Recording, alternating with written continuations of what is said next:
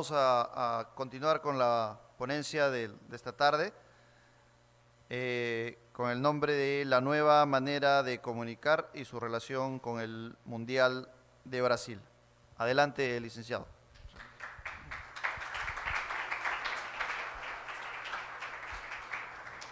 Bueno, muchas gracias por estar nuevamente. Veo algunas caras nuevas, otros que se repiten de la mañana. Ante todo, bueno, agradezco a los organizadores, al Instituto Peruano del Deporte, por permitirme estar acá. Jorge Barraza, que fue quien me contactó también para que yo pudiera estar hoy aquí con ustedes, compartiendo este momento tan agradable. Estuve mirando un rato recién a Perú. No había jugado mal, la verdad. Era un partido bastante áspero, pero justo cuando salí de donde estaba comiendo para acá y le hicieron los 2 goles, así que no los vi. Pero bueno, sé que perdió 2-0 finalmente. Yo ayer estuve escuchando atentamente la charla de Jorge y en función de algunas de las inquietudes que se fueron planteando en la charla con Jorge, quiero puntualizar en algunas cuestiones en este conversatorio. Básicamente la idea de la tarde es hacer un conversatorio en el que podamos nutrirnos entre todos del cambio de intercambio de opiniones. Esto quiere decir que naturalmente estoy abierto a poder aprender de ustedes y compartir conceptos con respecto a lo que se viene, que es el Mundial, la manera de trabajar que va a tener la FIFA. Hay muchísimas aristas desde donde abordar lo que se viene, que es el Mundial, que es tan apasionante, que concita la atención de todo el mundo, naturalmente. A mí me parece que tarde o temprano, así como algunos futbolistas con Maradona a la cabeza, me acuerdo allá por México 86, yo era chico, y empezaban ya a quejarse con respecto a que los partidos se jugaban para que tuvieran un horario central en Europa a las 12 del mediodía en el verano mexicano, porque en junio hace mucho calor en México, y ellos se quejaban y decían, realmente no es humano que se jueguen los partidos a este horario. Yo tengo la percepción de que tarde o temprano la FIFA va a tener que empezar a tomarse en serio el replantear algunas fechas. Y si se quiere, no pensándolo desde el lado idealista del futbolista, sino del propio negocio mercantil que significa el Mundial para la FIFA. No es lo mismo vender un Mundial con determinados apellidos que sin determinados apellidos.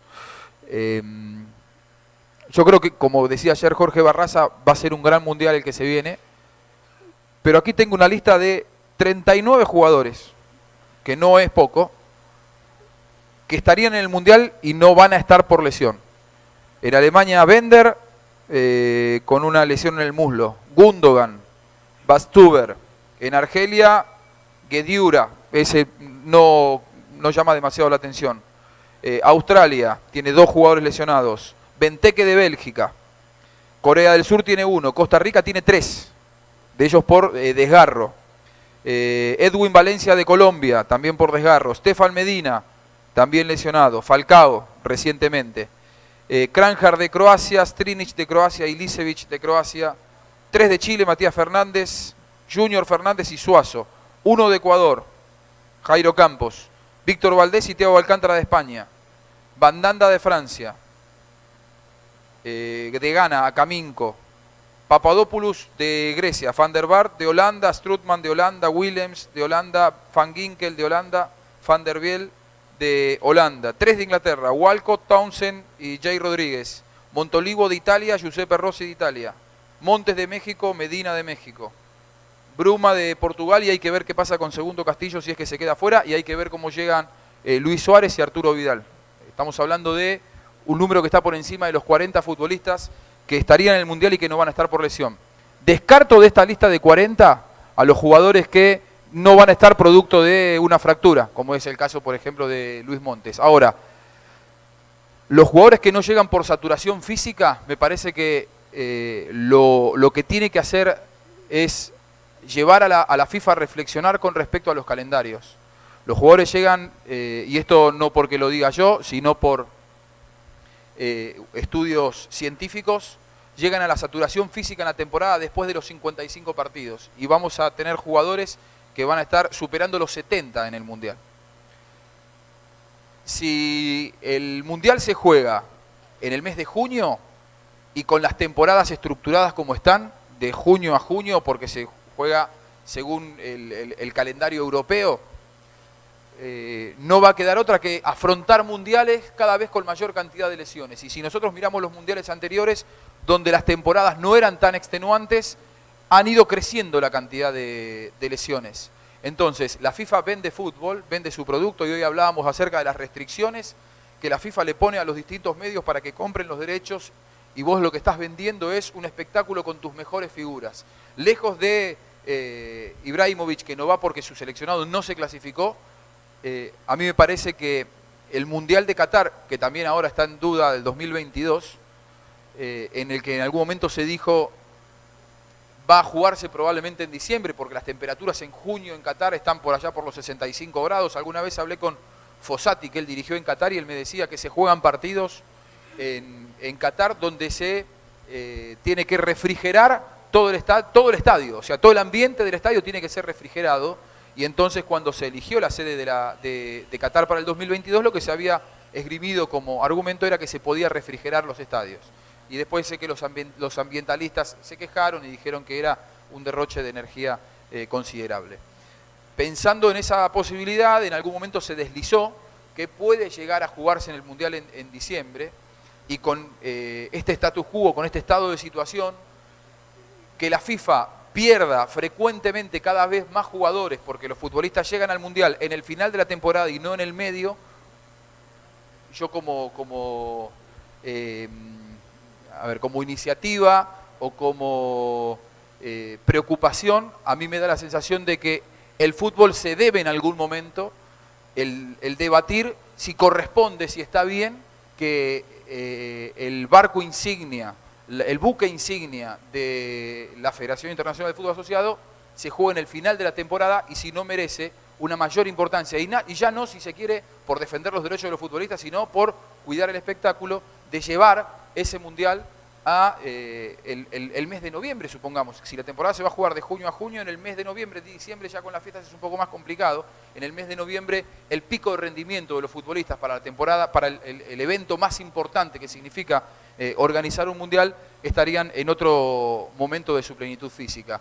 A mí me da la sensación de que si Qatar se confirma, si bien ya está confirmado, hubo algunos rumores esta semana de que podía llegar a reverse la candidatura de Qatar o la sede de Qatar para el 2022, me da la sensación de que si en Qatar se cambia y se muda la fecha de organización para los últimos meses del mes, probablemente no sería una mala iniciativa que se pueda empezar a jugar un Mundial para encontrar a los futbolistas en otro momento de su temporada, porque realmente son muchos los jugadores. Yo creo que se va a ver un gran Mundial, coincido con Jorge, me parece que hoy el fútbol nos obliga a estar cada vez más avesados con los conocimientos, porque ya no solamente uno le alcanza con la información que puede manejar de los principales candidatos, de los favoritos, sino que hoy vos tenés seleccionados que, a pesar de no tener tanto cartel, tienen mucho para ofrecer y para entregar, y yo creo que efectivamente será un gran Mundial,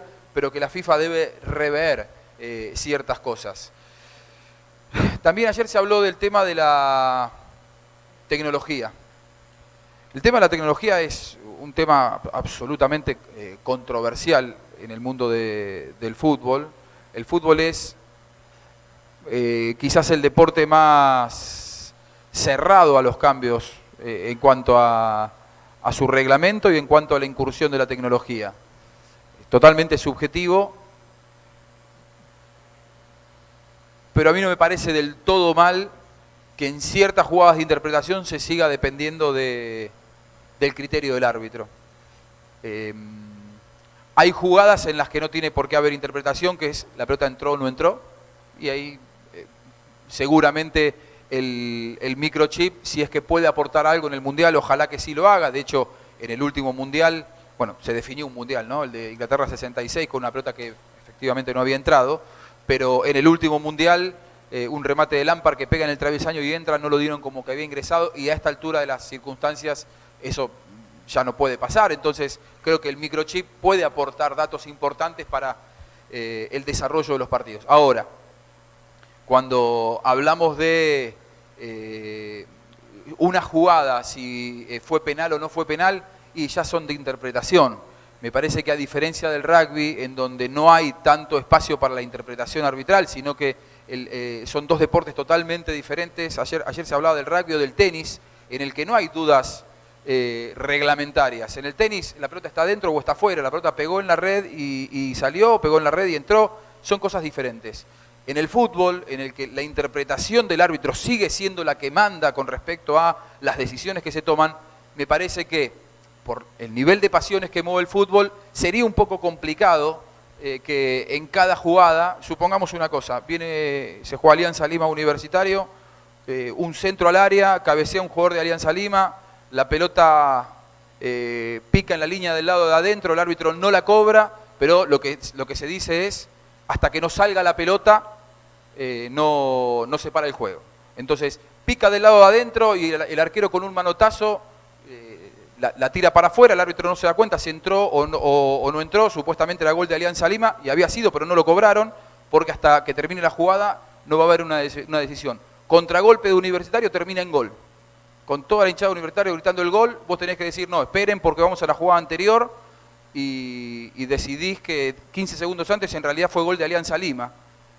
Creo que tenemos que cerrar los estadios porque los prenden fuego. O sea, el Estadio Nacional pasa a ser cenizas, y pasaría en Argentina y pasaría en cualquier lado.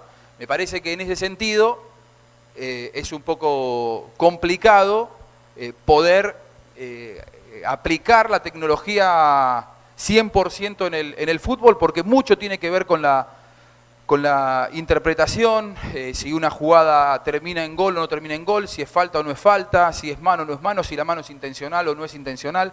Yo creo que ahí es un poco más complicado. Me parece que la tecnología llegó al deporte para aportar, y mucho, pero no todos los deportes tienen el mismo espíritu, no todos los deportes tienen las mismas decisiones, y ustedes saben que la FIFA no es la que reglamenta estas cuestiones en el fútbol, sino que es la International Board, un organismo centenario anterior a la FIFA, que ellos son los que han formado el reglamento del fútbol, que se juntan en las Islas Británicas con un representante de la FIFA y un representante de cada uno de los países británicos. Entre ellos se juntan reuniones secretas y son los que abren o cierran la posibilidad de un cambio en el reglamento. Son de lo más arcaicos y cerrados, y creo que es lo que hace también un poco al espíritu del fútbol. No me parece mal, y eso es, ya lo repito, es materia opinable, no me parece mal que la tecnología en el caso del fútbol le cueste un poco más ingresar. Creo que a cuentagotas puede aportar ciertas cosas, si ingresa o no la pelota puede ser valioso, pero después hay muchas jugadas de interpretación en el fútbol que no sería sencillo dilucidar a través de la tecnología o a partir de la tecnología si es falta o no es falta. Pero yo creo que, por ejemplo, la FIFA o la UEFA ha dado un puntapié inicial al respecto, intentando sacar todo tipo de cámaras o de aportes de la tecnología al colocar ese árbitro adicional. Que el árbitro adicional, en definitiva, no ayudó demasiado, porque uno no ha visto grandes intervenciones de los árbitros adicionales. Los adicionales son los que están atrás del arco, ¿no? El cuarto y el quinto árbitro, que se han visto en las competencias de UEFA, tanto en la Champions League como en la Europa League, y se van a ver en el Mundial. Y realmente no aportan demasiado, porque en jugadas en las que ha ingresado la pelota ellos no lo han marcado, o en jugadas puntuales de una falta él tiene que marcarla al árbitro y no lo han marcado. No ha sido satisfactorio para la experiencia de FIFA el aporte de esos árbitros adicionales. Creo que ha intentado poner, en lugar de 6 ojos u 8 ojos con el cuarto árbitro, 10 o 12 ojos la FIFA y la UEFA que observen lo que está pasando. Es muy difícil. El tema de los offside es muy complicado también poder observarlo. Al respecto de eso, y ahora que nosotros somos observadores y somos analistas y que vamos a ver el Mundial en la mayoría de los casos por televisión, hay ciertos offsides que yo les llamo televisivos, y esto hablado con los árbitros. Los árbitros no tienen manera física de poder observar si es offside o no es offside una jugada puntual. El jugador patea de allá, lo tiene que estar mirando a ver cuándo patea, pero simultáneamente tiene que estar mirando acá el último defensor si da el salto hacia adelante o si da el paso para atrás y si está habilitado o no el delantero. No hay manera física de que, sobre todo una jugada que por ahí se está desarrollando 50 metros para allá y 30 metros allá me patea el otro jugador. Un offside de 1 metro lo puedo ver, de medio metro lo puedo ver. Ahora, el offside que nosotros vemos por televisión de 15 centímetros, no hay manera física. En línea que me diga que ve eso, yo no le creo. O sea, es un offside netamente televisivo. No hay manera de que el ojo humano observe eso. Una vez hablando esto con un línea me dijo que ellos lo que hacen es estar mirando al último y sentir el golpe, el hombre cuando patea, el jugador cuando patea. Ahora, si se desvía en el camino no lo puede ver porque no lo está mirando, están mirando acá, es muy difícil. Y muchas veces 15 centímetros es un codo que va para un lado o que va para el otro. Es realmente complicado. Entonces, a la hora de analizar, pensando en lo que puede llegar a ser las transmisiones de televisión en un mundial, me parece que nosotros, los periodistas, a veces nos ponemos muy puntillosos con esos offside que son televisivos, que los podemos medir milimétricamente, y si lo podés medir milimétricamente no es offside. Un offside de 10 centímetros, no hay manera de que el ojo humano lo perciba con la dinámica del movimiento, con 50 metros para allá y otro que tengo que estar mirando 30 metros para allá. Entonces, en ese sentido, me parece que la tecnología ayuda y no ayuda, ¿no? Porque sinceramente, un offside de 10 centímetros no es offside, y un línea que pueda llegar a marcar eso está mintiendo, porque no puede ver un offside de 10 centímetros. 10 centímetros es esto. ¿Cómo haces para verlo a 50 metros para el otro lado con jugadores que están en constante movimiento, que son rapidísimos y que en una milésima de segundo recorren 1 metro? No hay manera de poder cobrar un offside. Entonces, yo creo que en el caso de la tecnología es un poco complicado, es un poco difícil. Sí que el chip puede marcar ciertas cosas, pero hay que ver de qué manera se instrumenta. Por lo que yo recién decía, el chip te va a decir si la pelota entró o no entró, pero lo que se marca es cuando se detiene el juego. Si en el contragolpe hicieron un gol, se arma un lío bárbaro. Y hay que ver cómo lo hacen ahora en el Mundial. Hay que ver cómo lo hacen en el Mundial. Yo tengo mis dudas con respecto a eso. De hecho, una de las primeras modificaciones que introdujo Josep Blatter cuando se hizo cargo de la presidencia de la FIFA, él siempre fue, si se quiere, un presidente bastante proclive a la inserción de la tecnología en el fútbol. Él dijo que se utilice un microchip que no surtió efecto, porque cada vez que pateaban al arco, la pelota sonaba cuando se iba, cuando cruzaba la línea, pero aunque la cruzara por fuera. Entonces, es por eso que se demoró tanto. Ya se puso como prueba piloto en la liga inglesa y sé que dio algunos buenos resultados y otros no tanto. Hay que ver cómo responde ahora en el Mundial y veremos qué es lo que pasa en Brasil 2014. Yo ayer había anotado algunas cuestiones que tenían que ver con esto, con la tecnología, sí o no. Y la ausencia por lesión, que ya lo hablamos, listado de ausentes, y la organización de los mundiales, ¿no? Después, obviamente, que los quiero escuchar a ustedes y quiero compartir opiniones con los colegas y con los estudiantes. Se habla mucho, como diría yo, como nunca antes, quizá en Sudáfrica también, pero no a esta altura seguía habiendo inconvenientes porque las protestas sociales en Brasil han hecho también mella y han hecho preocupar mucho a la FIFA y a los organizadores, pero se ha hablado mucho, más allá de las protestas sociales, de las demoras, de los retrasos en las obras, ¿no? En los estadios. A mí me tocó estar en octubre del 2012 en San Pablo, visitando el estadio que va a ser el escenario del partido inaugural que va a jugar Brasil, y uno veía un estadio majestuoso, obviamente todavía en obra, y que según los plazos iba a llegar correctamente al Mundial. Dicen que todavía están trabajando, que es uno de los estadios que más preocupa a la FIFA, porque todavía no se han cumplido con los plazos y estamos a 9 días del inicio del Mundial, y sobre todo ese estadio va a concitar la atención de muchísima gente. Pero hay que ir a ver un estadio de Mundial para darse cuenta que más allá de el lugar que va a ocupar, supongamos, la silla de Josep Blatter, que si está o no está, que si está un poco corrida acá o allá. Quien ha ido a un mundial alguna vez se da cuenta que los estadios es un 5% de todas las preocupaciones que genera.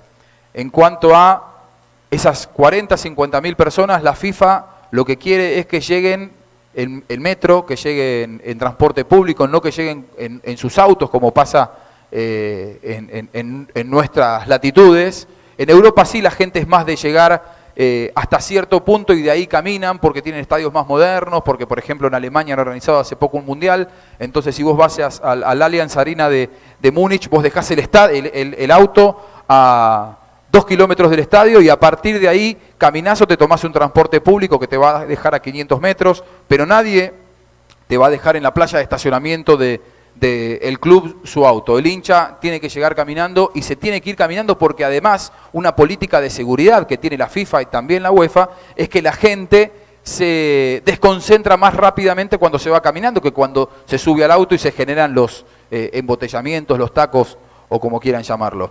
Entonces, el principal problema cuando uno ve las obras en Brasil, más allá del estadio, el detalle de si pintan o no una pared con la bandera de Brasil o con el logo del Mundial, que eso va a estar. El principal inconveniente está en los accesos. Pasó en la Copa América de Venezuela, probablemente alguno de los colegas haya estado, con grandes estadios que se veían hermosos, pero vos cuando llegabas al estadio te dabas cuenta que los accesos estaban a medio terminar, había que transitar largas carreteras por tierra, no había manera de, si había llovido, evitar embarrarse y llegar por ahí con el traje para trabajar, todo embarrado. Bueno, esas cosas son las que principalmente se temen pensando en Brasil.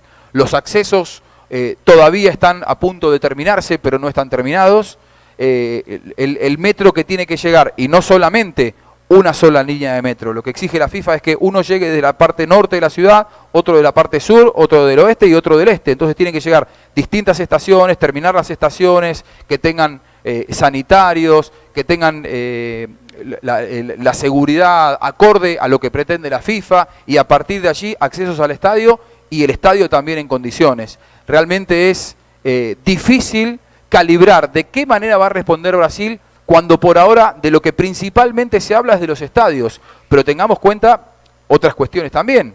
No solamente los accesos, no solamente las estaciones de metro, sino también ciudades, hoy lo hablábamos por la mañana, ciudades que tienen 30, 25, 40 millones de habitantes y que de repente van a ver sumado a su transporte y a su tráfico habitual las personas que llegan a un mundial. Tengamos en cuenta algo, uno ve en un mundial 40 o 50.000 personas en un estadio, pero de repente juega México, van 25.000 mexicanos que tienen entrada, pero a la ciudad te llegaron 100.000 mexicanos.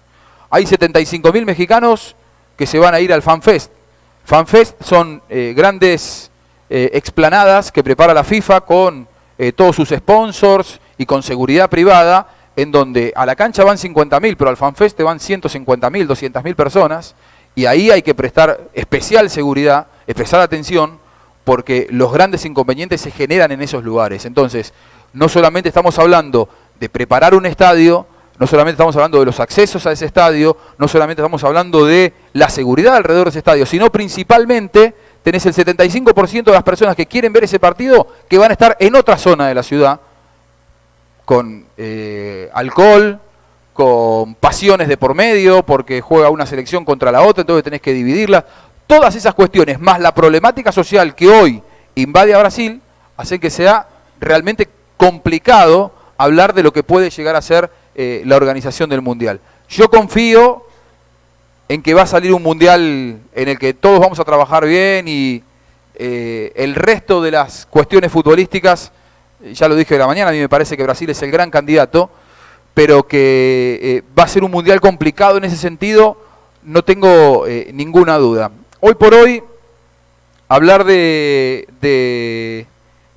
un Mundial es hablar de todas estas cuestiones materiales, pero principalmente, lo que decíamos esta mañana, hablar de la red. Hoy los medios de comunicación basan sus estructuras de cobertura en un Mundial en la red. Ya no se habla tanto de satélites, las transmisiones van por satélite, pero principalmente la comunicación va a basarse de manera informal en lo que es la red de 3 y 4G.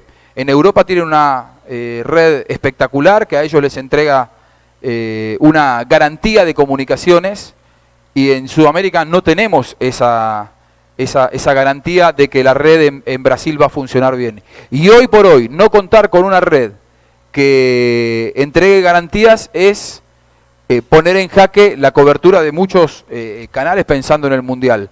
Ahora, ¿podrían los canales cubrir de otra manera? No. Hoy la cobertura se basa en la red de 3G, en lo que es la misma red que utilizamos para conectarnos al Wi-Fi. Hoy por hoy el tráfico de datos se da por la red, más que por los satélites, que es un sistema absolutamente costoso e inaccesible para la mayoría de los medios que van a ir a cubrir al Mundial.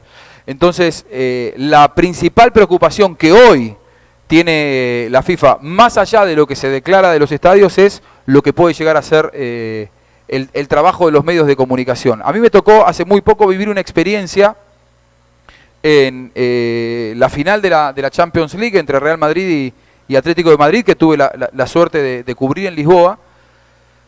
En el estadio había 17.000 hinchas de Real Madrid y 17.000 hinchas de Atlético de Madrid. Por televisión lo vieron millones de personas. En el estadio habría 45.000 y por televisión lo vieron 3.000 millones de personas. Cuando uno llega a esos lugares y falta que te pongan la alfombra roja, la UEFA, y que te den champán y caviar, que de hecho, si querés te lo dan en el centro de prensa, vos decís, pero ¿por qué tantas atenciones? Claro, su principal negocio es la difusión. La difusión de estos grandes eventos es la que hace que sea un negocio multimillonario. En Sudamérica estamos todavía en saga, retrasados, demorados, en deuda, porque muchas veces los organizadores de los eventos deportivos ven a nosotros, a los periodistas, a los que trabajamos en los medios de prensa, todos los que estamos acá, nos ven como enemigos, nos ven como alguien que puede llegar a desnudar alguna falencia en la organización, y en realidad lo que ellos tienen que hacer es verte a vos como un cómplice de su éxito en la gestión, que ellos te muestren lo bien que te tratan para que vos seas un elemento difusor de la genialidad de la organización que tienen los eventos de la UEFA. Claro, cuando vos ves que en el estadio hay 45.000 y que lo ven 3.000 millones de personas por televisión, decís, claro, sin los medios de comunicación esto no podría multiplicarse de manera exponencial como se multiplica. Bueno, el Mundial es, a mayor escala, aún a mayor escala, una clara demostración del poder que tienen los medios de comunicación. Por eso es que para la FIFA, todo este tipo de contratiempos que ha habido con respecto a esto, a montar la red que necesitan los medios para trabajar, tengamos en cuenta que se jugó la Copa de las Confederaciones, pero la Copa de las Confederaciones es solo una prueba piloto de lo que va a significar el Mundial dentro de 9 días nada más. En una Copa de las Confederaciones hay 8 países solamente, la presencia de la prensa es mínima y la repercusión mundial es también mínima. No interesa demasiado una Copa de las Confederaciones, más allá de que para la FIFA es importante porque saca conclusiones con respecto a cómo funciona una sede o cómo funciona la otra, el clima, se hacen las pruebas de lo que se va a utilizar un año después en el Mundial. Pero solamente eso, es una mínima prueba piloto de lo que será el Mundial. Ahora, cuando llega el Mundial, hay muchos más medios, hay mucha más atención, hay muchos más periodistas, la gente abarrota las ciudades y ahí es cuando realmente tienen que sacarse las conclusiones y ya ahí no hay lugar para el fracaso ni para el error. El tema de la seguridad en Brasil preocupa mucho a las autoridades porque las protestas sociales han desviado un poco el foco de atención pensando en esto que les hablaba de las redes y la manera de comunicar.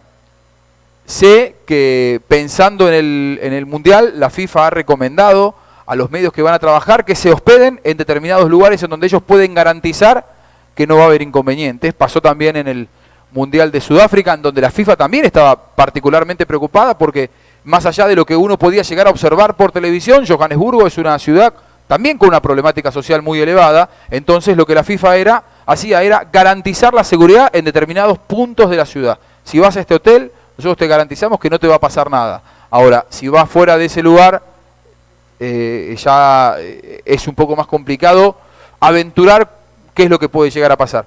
Y en Brasil, la FIFA lo que pretende y esto contando un poco entre telones, lo que pretende la FIFA es que los medios de prensa se hospeden cerca del IBC, del centro de prensa, que está en Barra de Tijuca, que tenga poco recorrido, que los periodistas no se involucren demasiado en lo que es el movimiento diario de la ciudad de Río de Janeiro, una ciudad enorme, con mucha vida interna, y que si atraviesan Copacabana, Ipanema, Leblon, ahí es donde se pueden generar muchos más problemas de tránsito, inclusive para llegar hasta el Estadio Maracaná, que está del otro lado, a diferencia de Johannesburgo, en el Mundial pasado, donde el estadio estaba enfrente de Johannesburgo, en el Mundial pasado, donde el estadio estaba enfrente de Johannesburgo, y en el Mundial pasado, donde el estadio estaba enfrente de Johannesburgo, y en el Mundial pasado, donde el estadio estaba enfrente de Johannesburgo, y en el Mundial pasado, a ver algunas de las cosas más que había. Las críticas que hay en Brasil con respecto a, ustedes habrán visto las protestas y los estadios, un segundito, las críticas que hay en Brasil radican en que hay todavía mucha deuda por parte del gobierno hacia los sectores más postergados en cuanto a educación, en cuanto a seguridad, en cuanto a medicina, salud. Hubo un primer sondeo de cuánto se podía llegar a gastar, cuál podía llegar a ser el presupuesto para construir determinados estadios.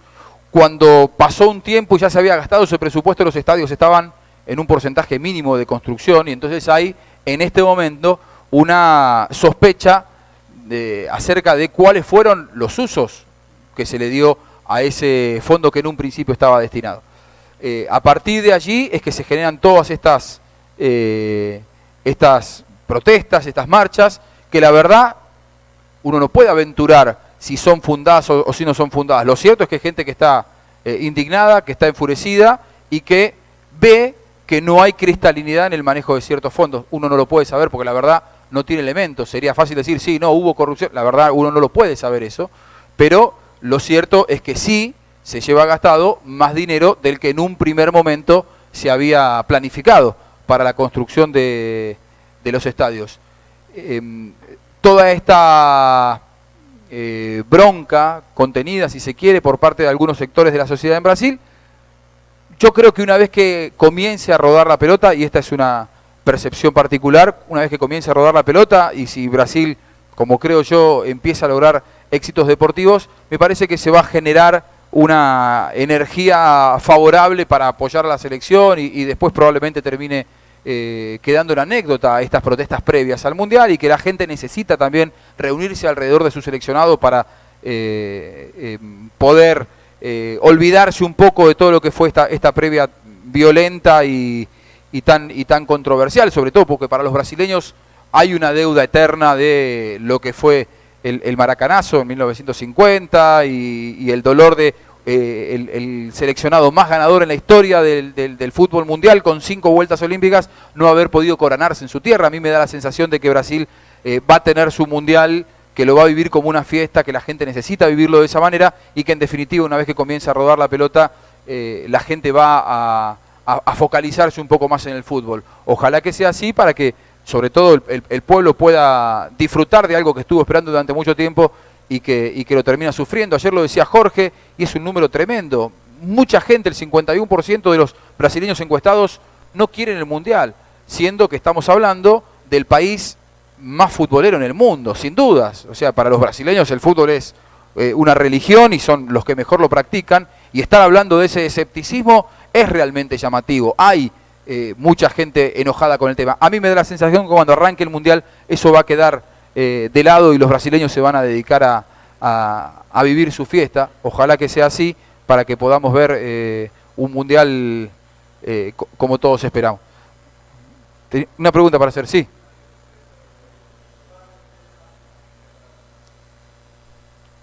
Gracias. Anticruz del IPD, bienvenido Juan. ¿Cómo estás? Tocabas el tema de las comunicaciones.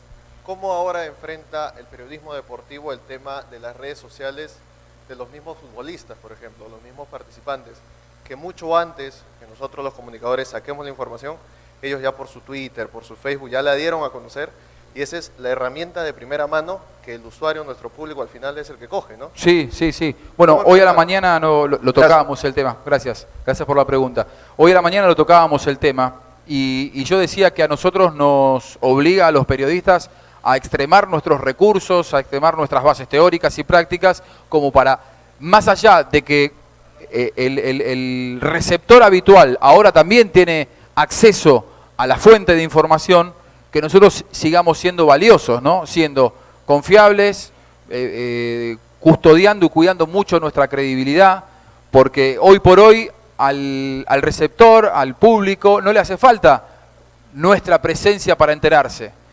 Un hecho, ayer, estamos hablando de ayer, crearon una cuenta para el Mundial en Argentina que es @Argentina. En un día llegó hoy a la mañana estaba en 100.000 seguidores.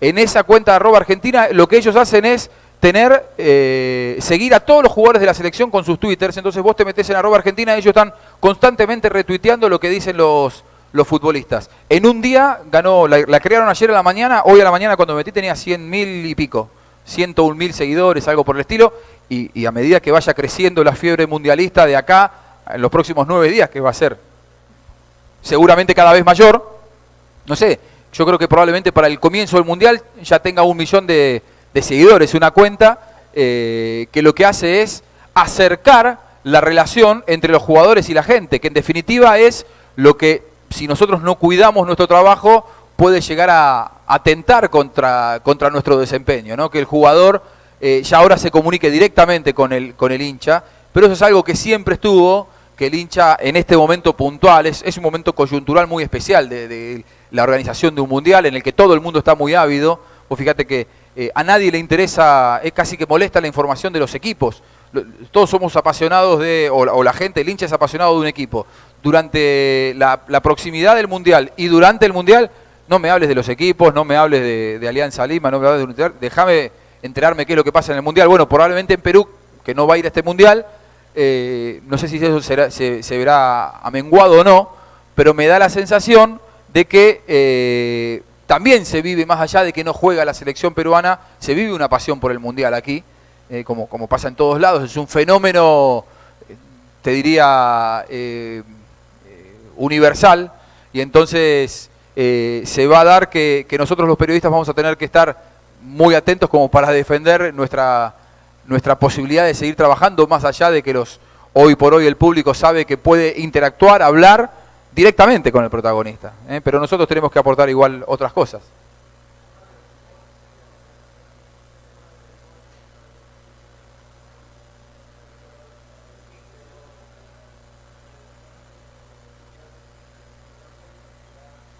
Sí, que dijo que sí, vaticinando algunas cosas que iban a pasar en el a ver, las redes sociales hoy, bueno, hoy vos a la mañana no estuviste. Hoy mostrábamos un video de algo que pasó en Barranquilla hace 15 días. Se jugó la final entre Atlético Nacional de Medellín y Junior y salió una información, un rumor en una cuenta X, no de un medio importante, pero de una persona que tenía 2.000 o 3.000 seguidores, que igual es una buena cantidad de público. El 99% de las personas que tienen Twitter tienen menos de 1.000 seguidores. O sea, alguien que tiene 2.000, 3.000 está dentro de ese 1% de gente que ha logrado cierta relevancia. Y dijo, el campeonato se lo dan a Junior, había perdido la final contra Atlético Nacional. El campeonato se lo dan a Junior porque incluyó mal un jugador nacional. En el momento, espontáneamente salieron 20.000 personas a festejar a la calle, en Barranquilla. Y hoy mostrábamos las imágenes. Era un festejo de un mundial. De una selección que había salido campeona del mundo, todos los hinchas de Junior, andando con las camionetas, las motos, celebrando, contentos, tomando en la calle, y era mentira. Algo parecido a lo que fue hace muchos años, cuando a la radio se le empezó a ver la relevancia que tuvo después con el tema de Orson Welles, cuando dijo que estaban invadiendo la Tierra los marcianos y no estaba pasando, y a partir de allí dijeron, epa, mirá el poder que tiene. Bueno, esto de Junior es una clara demostración del poder que tiene hoy por hoy el Twitter y de los rumores instalados a partir de cuentas falsas o cuentas que no defienden la credibilidad. Si vos me preguntás, e hilándolo un poco con la pregunta anterior, creo que nosotros los periodistas lo que tenemos que cuidar es eso. Hoy por hoy, generar una noticia la puede generar cualquiera, porque todos nos transformamos, el público y nosotros nos transformamos en fuente de información. Todos nos transformamos en emisores porque siempre va a haber alguien que va a estar leyéndonos del otro lado, aunque no trabajemos en un medio. El tema es que nosotros que trabajamos en un medio defendamos nuestra credibilidad sin retuitear, por ejemplo, una información como esa, o sin hacernos eco de manera gratuita de una información poco responsable que puede llegar a decir alguien que no le preocupa demasiado defender su credibilidad porque no trabaja de esto. Nosotros no podemos perder nunca la credibilidad. El día que perdemos la credibilidad es muy difícil volver de eso. Así como es muy difícil volver del ridículo, también es muy difícil recuperar la credibilidad una vez que la perdiste y una vez que generaste, supongamos, con un medio que, no sé, un equipo salió campeón cuando en realidad no salió campeón, ¿no?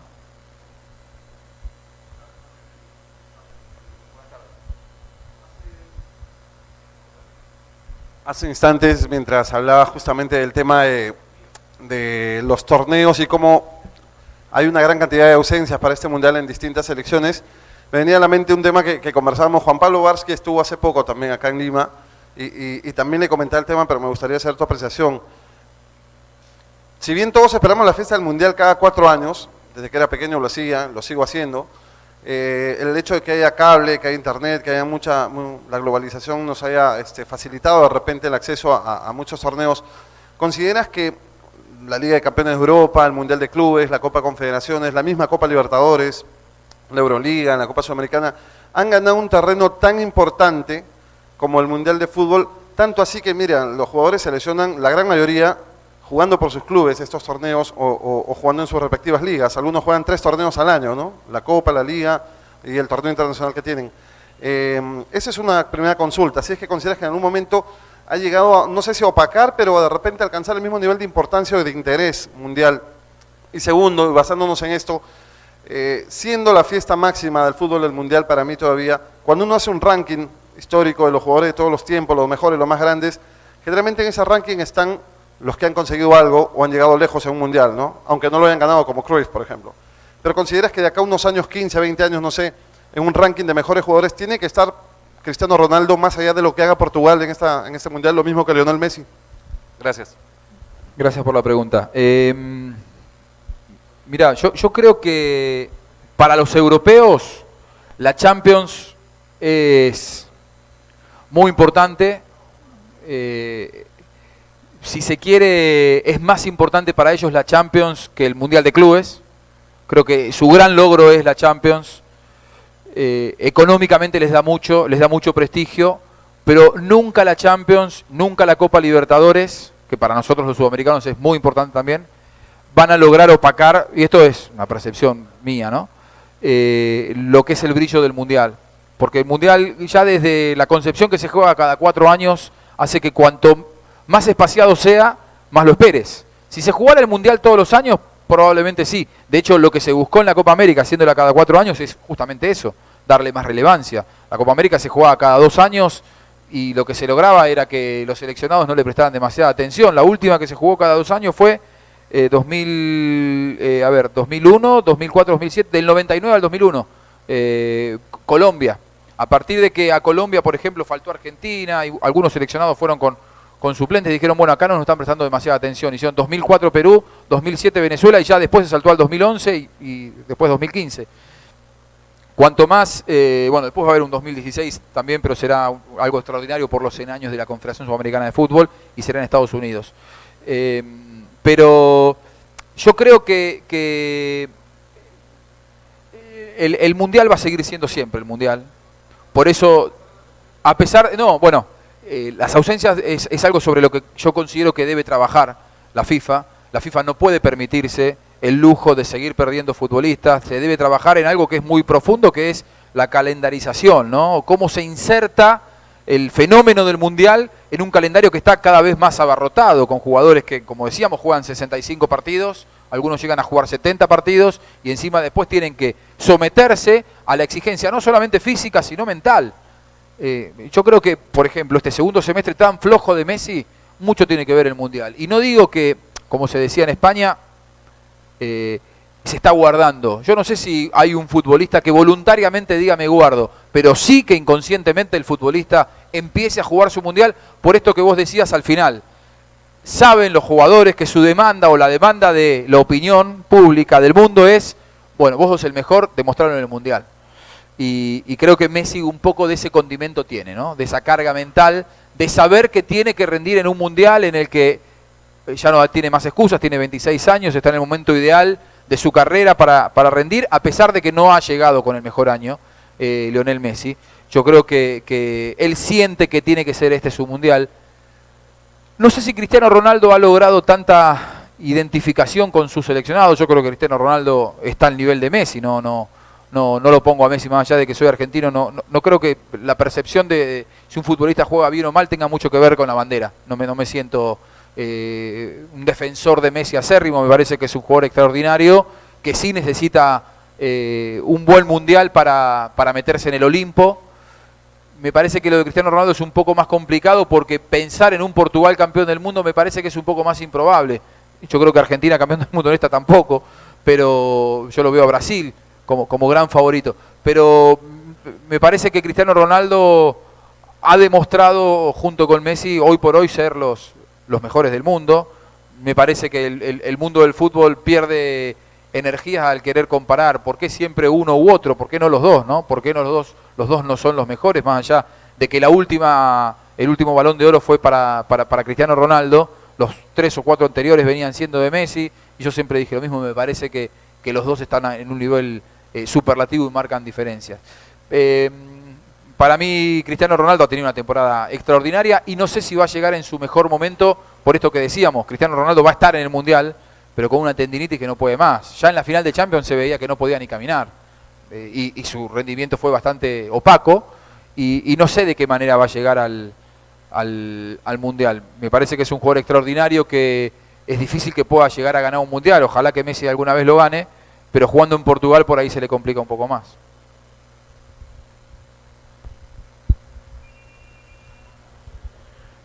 Juanjo, ¿qué tal? Entiendo que, dentro del ámbito organizativo, pues nos vamos a encontrar con un Brasil convulso, con un Brasil con inconvenientes, pero dejando de lado esta clase de hechos de repente extradeportivos que son importantes, pero dentro del terreno de juego, dentro del verde, ¿qué es lo que podemos esperar para este mundial futbolísticamente que vamos a apreciar? Normalmente en los mundiales anteriores siempre se habla, hay selecciones fuertes, selecciones top, otras de nivel medio y otras que van de relleno. Pero en este caso me parece que hay muchas selecciones que trabajando durante un cierto periodo de tiempo han ido elevando su nivel competitivo y más allá de la consideración de que, como dices y como muchos pensamos, vayamos a tener un gran mundial. ¿Qué podemos esperar del juego en este Brasil 2014? Gracias. Yo no espero un mundial con demasiadas sorpresas. Yo veo a los favoritos que se nombran: Brasil, Alemania, España. Me parece que tiene un particular desafío, que es reemplazar a muchas de las figuras baluartes de Sudáfrica 2010, a los que les ha pasado el tiempo. Xavi Hernández ya no es el mismo. Iniesta le ha pasado el tiempo también, y uno quizá vea que este pueda llegar a ser su último gran mundial. Y entonces, ¿qué se puede esperar con respecto al juego?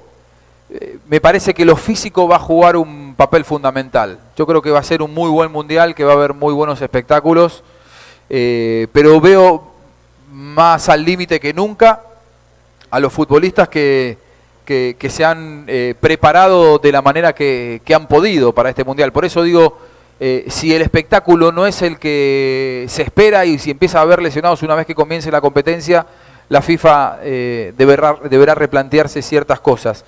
Yo hace poco estuve grabando unas entrevistas para Fox Sports a jugadores que actúan en Europa y en la ciudad de Niza. Y ahí habían venido jugadores de Costa Rica, jugadores de Chile, jugadores de Colombia, y todos te decían lo mismo, que estaban haciendo un trabajo especial, mancomunado entre el preparador físico de sus equipos y el preparador físico de sus selecciones para llegar bien al Mundial. Porque, por ejemplo, los de Costa Rica, el entrenador les había dicho, si ustedes quieren llegar bien al Mundial y poder competir en el Mundial, tienen que llegar con 4 o 5 kilos más de los que tiene cada uno.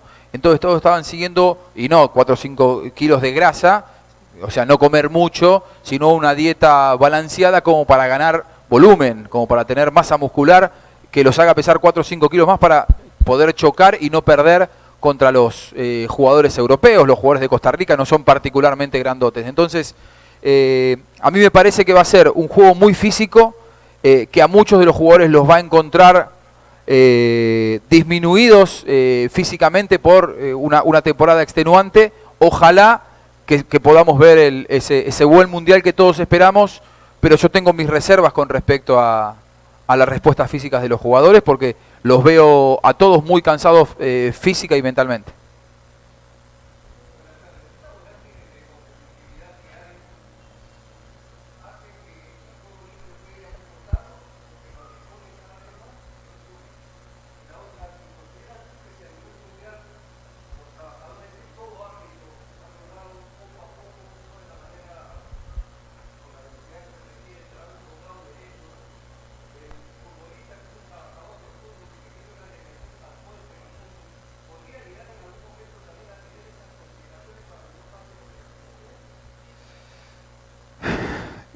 Gracias por la pregunta. Sí, yo creo que al futbolista le ha costado mucho hacerse fuerte en sus reclamos. Y mirá que han tenido interlocutores válidos y muy poderosos y no han logrado hacer demasiado. Porque me da la sensación de que el negocio es tan grande que si en definitiva termina llenando el bolsillo, el mismo futbolista después termina no apoyando demasiado sus propios reclamos sindicales o gremiales, si se quiere. Yo creo que los cambios, si vienen, deben venir más, por eso digo por el lado de la FIFA más que por el lado de los derechos de los futbolistas, porque creo que con tantos lesionados, la FIFA misma termina perdiendo posibilidades de vender mejor un producto que es premium, un producto de categoría, pero sin 40 jugadores como recién leíamos, de a poquito se va a ir dañando y cada vez son más. Si nosotros miramos los lesionados que hubo para Sudáfrica, no llegaban a 20, ahora tenemos 40, y ahí habrá que ver en el próximo Mundial. Entonces probablemente si Qatar 2022, por obligaciones climáticas, se corre a diciembre y después se dan cuenta que de estos 40 que tenemos ahora, y veremos si después sean X en el Mundial de Rusia, si en noviembre les disminuyen a 10, sacarán la conclusión de, bueno, evidentemente en este momento es difícil. Ahora, probablemente el cambio tenga que venir por cambiar las temporadas. No es fácil para la FIFA, porque la FIFA va a tener que consensuar con la UEFA, con la Conmebol, o sea, los calendarios. Será difícil decir, bueno, en el medio de la temporada pongo el campeonato mundial. Bueno, ¿cómo lo hago en el medio de la temporada? ¿Va a ser en noviembre? Y es difícil porque es el invierno europeo. Entonces tiene que ser en junio. Bueno, entonces probablemente las temporadas, en lugar de jugarse de junio a junio, que se jueguen de febrero a noviembre. ¿Me explico? Y entonces ahí sí, un mundial en junio te queda en el medio de la temporada. Pero por el lado de los derechos reivindicatorios de los futbolistas, me parece que hace tiempo vienen luchando y han logrado pocos. Yo creo que si los...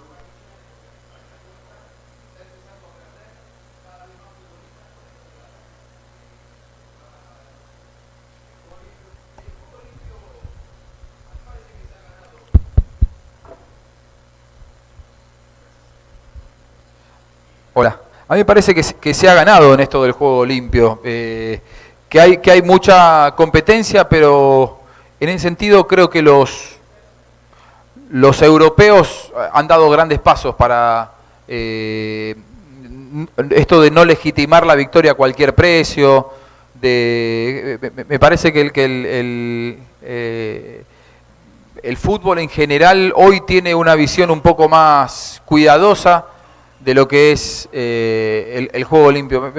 Yo creo que no hay mucho nivel de competencia, hay mucha exigencia desde los mercados, porque hoy el fútbol mueve millones, pero me da la sensación de que dentro de la cancha los futbolistas se cuidan bastante y que no antes era, me parece, un poco más más duro, había por ahí más lesiones que tuvieran que ver con jugadores que iban de manera desleal a una pelota dividida. Me parece que hoy las lesiones pasan más por otro lado, que es una cuestión de estrés mental y físico de los futbolistas y no tanto por una deslealtad hacia un colega dentro de la cancha, ¿no?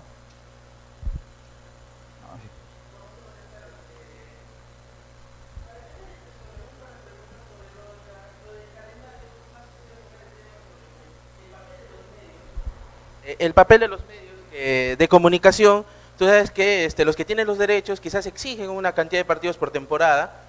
También, ¿cuál sería el papel que debería jugar los medios?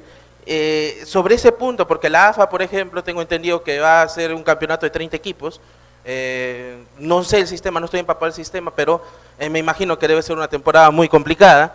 Y la segunda pregunta va por el aspecto futbolístico. ¿Qué esperar en lo táctico del Mundial?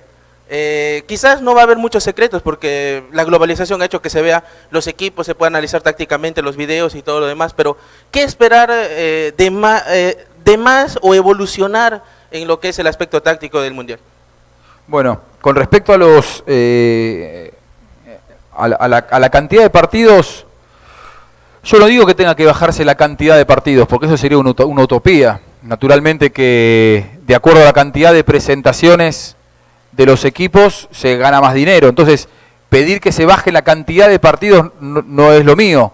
Yo lo que estoy diciendo es que los mundiales queden en el medio de la temporada y no al final de la temporada.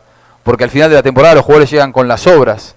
Entonces ya no encarar la demanda psicológica, mental y física de un mundial con futbolistas que están al borde del colapso, es lo que yo digo que es complicado. Una apreciación. El fútbol argentino va a pasar a tener 30 equipos, aparentemente, veremos si esto ocurre, aparentemente va a ser así, pero van a jugar menos, llamativamente, porque al contrario, de lo que se quejan los equipos es que ellos necesitan jugar más partidos. Actualmente los equipos juegan por año 38 partidos y de esta manera van a jugar 30 porque van a ser solamente partidos de ida. Entonces no es que van a jugar más partidos, sino que van a jugar menos, y River fue el caso emblemático de los equipos que se quejaron y dijo: nosotros cobramos por el sponsoreo por la camiseta, por partido que nos presentamos. Y si en lugar de 38 jugamos 30, no le puedo mantener a mi sponsor, que es el banco francés BBVA, que acá es Continental, ¿no? No le puedo cobrar la misma cantidad de dinero. Entonces, en realidad, va a haber menos presentaciones de partidos. Me parece que hoy pensar en bajar la cantidad de presentaciones es imposible, pero sí buscar en qué momento del calendario se enfrentan el desafío de los mundiales. ¿Había otra? La táctica, ¿qué se puede llegar a ver? Me parece que España en el último mundial marcó tendencia. El último mundial, me parece que el Barcelona de Guardiola asignó mucho el trabajo del España del Bosque, y a partir de ese trabajo de España, me parece que se jugó un poco estos 4 años. Yo creo que en ese sentido va a ser un mundial un poquitito más cerrado. Me da la sensación de que el mundial que se viene, tácticamente, los equipos que uno ve como favoritos, como candidatos, son equipos más duros que visibles, ¿sí? Brasil es un equipo muy duro, defensivamente quizá el mejor. Alemania lo mismo. España tengo mis dudas con respecto al rendimiento que puede llegar a tener, pero creo que España, esa final que perdió 3-0 contra Brasil, España intentó jugar de igual a igual, intentó tener la pelota y le hicieron 3 goles. Me parece que este va a ser un mundial, tengo yo la percepción, después por ahí me equivoco, que quizás sea un mundial un poquitito más cerrado que el mundial anterior.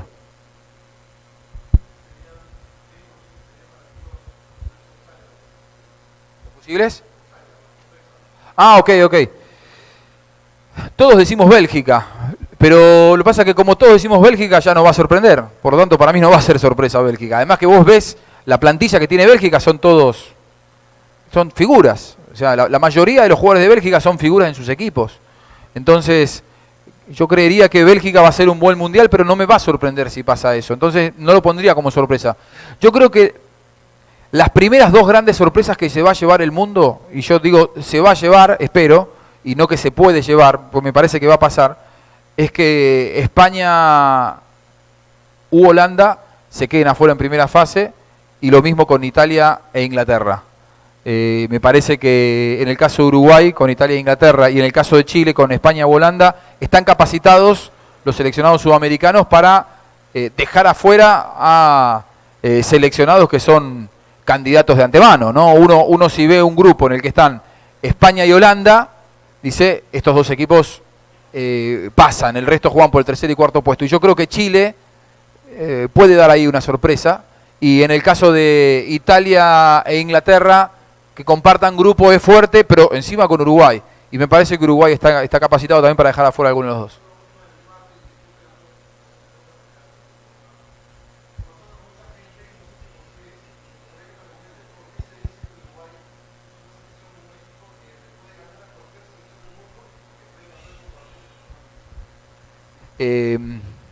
Mira, Uruguay tiene una...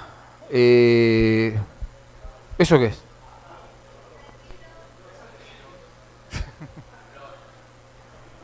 A la mierda.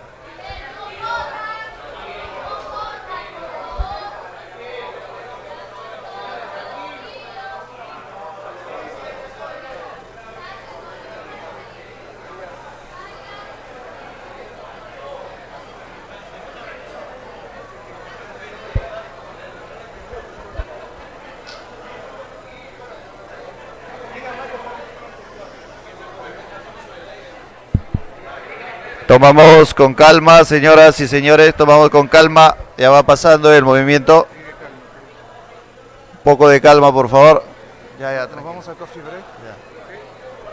Un poco de calma, por favor. Vamos retomando la sesión.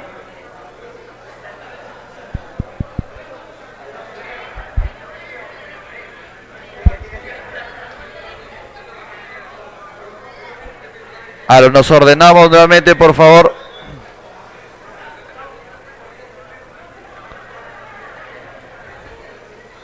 Nos ordenamos nuevamente, por favor.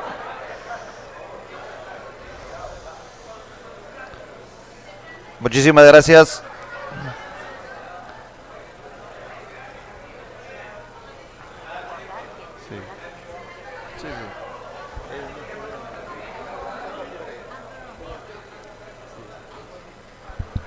Bueno, vamos a hacer un alto en este momento.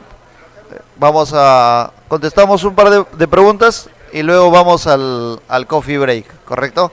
Adelante. Eso, así vos te podés... Hola. Sí, por favor, nos ordenamos. Respondeme porque me puse nervioso. Uruguay. Tiene una potencia Uruguay... Justo que yo iba a hablar de la potencia de Uruguay y se empezó a mover todo, digo, está Obdulio Varela por acá dando vuelta. No, la verdad que Uruguay tiene una concepción casi romántica, ¿no? Su historia es increíble, son 3 millones de habitantes y le presentan batalla a cualquiera. Tienen el maracanazo en el año 50, da la sensación de que Uruguay siempre rinde más de lo que podría llegar a rendir. Por eso es que ellos cuando están juntos, los uruguayos tienen un espíritu muy particular alrededor del fútbol. Ellos son muy nacionalistas alrededor de su selección. Sueñan con jugar en la Celeste y dan la vida por la Celeste y para ellos cada partido es una guerra. Y entonces siempre es un seleccionado que se sabe que cuando están juntos pueden rendir más de lo que aparentemente podrían llegar a rendir.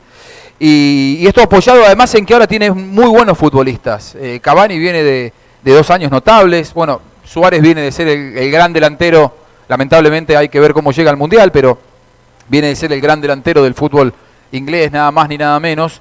Y sí, yo creo en las fortalezas del fútbol uruguayo. Me parece que apoyado en esa fortaleza colectiva que tiene, Uruguay puede ganarle a cualquiera, nunca se va a milanar, siempre se va a agrandar. Es el único que a ver... Desde que sucedió el maracanazo en el 50, partidos oficiales, uno solo volvió a perder Brasil en 64 años. O sea, Brasil no pierde nunca de local. Jamás pierde partidos de local.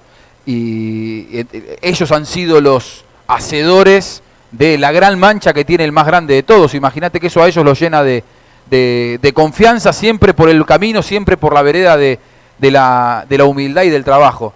Me parece que Uruguay tiene muy buenos jugadores, tiene un gran espíritu colectivo, un gran espíritu combativo, pero también ellos no pierden su esencia de que saben que si no son fuertes y que no están bien como grupo, pueden perder contra cualquiera. Y creo que ese es el espíritu que a Uruguay lo ha hecho grande, no ahora, sino cuando ya empezó a ganar aquel Juego Olímpico de 1924, 1928, 1932, realmente ellos, 1930 ganando el Mundial, el primer Mundial, creo que ellos han sido un seleccionado que ha marcado el camino del trabajo colectivo, de la voluntad, de sentir que el todo puede más que la unión de cada una de las partes, que las individualidades, y me parece que en ese sentido Uruguay se siente a gusto yendo como punto. Nunca Uruguay llega como banca, no sé si se utiliza así el término aquí en Perú también, pero los uruguayos han dado verdaderas lecciones de que lo peor que puede haber en el fútbol es subestimar a un uruguayo.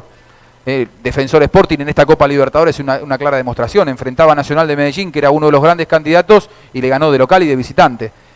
Así que creo que está instalado en el fútbol, y ellos lo saben y lo sienten así, que los uruguayos pueden lograr cualquier milagro. Pero cortamos ahora y después... Sí, una pregunta. Vamos con esa pregunta y cortamos. Ah, ok. Muchas gracias. Bueno, se me fue. Literalmente, bueno, se agarró el temblor en nuestro hábitat, no un estadio. ¿Qué opinión, bueno, se me dio, qué opinión sobre la definición de la definición de los penales, ¿no? En algunos partidos, qué se podría hacer, ¿no? Esta discusión eterna. Ha habido campeonatos que se han definido, campeonatos mundiales, la definición. Y este mito que siempre se habla, que mundial que se realiza en América, ganan los americanos, y mundial que se realiza en Europa, los europeos, salvo lo que sucedió en Asia, en África. Estas dos preguntitas, primero lo de los penales y luego el mito que lo conocemos. Bueno, lo de los penales, hace no tanto tiempo ni siquiera estaba esa posibilidad. Se definía con una moneda al aire, el caso de igualdad. Suena muchas veces injusto, pero es un cable a tierra, ¿no? La realidad no se puede cambiar. Hoy no hay tiempo, hablábamos de los calendarios que están superpoblados de compromisos, y pensar en que un partido pueda llegar a seguir jugándose y teniendo en cuenta sobre todo que los equipos después tienen que volver a medirse, el que pase tiene que volver a jugar 72 horas más tarde, me parece que no hay una salida viable. En un mundo ideal uno podría llegar a decir, bueno, que vuelvan a jugar 48 horas después, pero no hay manera, y me parece que no hay salida, ni tampoco hay posibilidades de encontrar un camino alternativo. Después, con respecto a lo que decías de que en América ganan los americanos, yo lo he hablado con unos cuantos jugadores europeos, y ellos se sienten visitantes en Sudamérica. Y está bueno que se sientan visitantes en Sudamérica, la verdad. O sea, ellos tienen una concepción diferente de la organización. Creo que los estándares FIFA lo que hacen es, y este va a ser el primer mundial que se va a jugar en América con los estándares FIFA ultramodernos, porque la última vez había sido en el 86 y era otro mundo. Imagínense que el Mundial de México 86 lo jugaron 24 selecciones, era otra realidad. Hoy la FIFA es mucho más exigente, y si uno ve los estadios donde se va a jugar, está todo bastante estandarizado a que el confort de los futbolistas sea el mismo en Europa como en Sudamérica. Digo, es bastante impersonal. De Brasil lo que vamos a tener es el Corcovado y el Cristo Redentor, pero el resto, el confort de los futbolistas va a estar garantizado. Entonces, me parece que lo que principalmente va a jugar en esto es lo mental. lo mental juega mucho, la confianza es un combustible que determina el rendimiento de los futbolistas y me parece que los europeos se siguen sintiendo visitantes y ellos tienen mucha intriga y mucho morbo, y esto también lo he hablado con jugadores sudamericanos que juegan en Europa. Yo le preguntaba, ¿qué sienten tus compañeros europeos? Y muchos no conocen Brasil, tienen la fantasía del Cristo Redentor y sienten que en Brasil es ganarle a Brasil va a ser imposible. Bueno, esas cosas salen a la cancha también y me parece que hacen que también lleguen condicionados. Ellos no tienen la habitualidad que tenemos nosotros de ir a Brasil con nuestros seleccionados y que nuestros jugadores se enfrenten y que ir al Maracaná, por ahí si un equipo sudamericano que le toca jugar en el Maracaná, los jugadores argentinos, Argentina debuta en el Maracaná, no sé, jugaron 4 o 5 veces cada uno en el Maracaná y probablemente más, alguno que haya jugado Copa Libertadores, conocen el estadio, saben lo que es, entienden más o menos el idioma, o sea, hay otra relación. En cambio, para los europeos va a ser llegar a un mundo desconocido, con los temores que ello acarrea.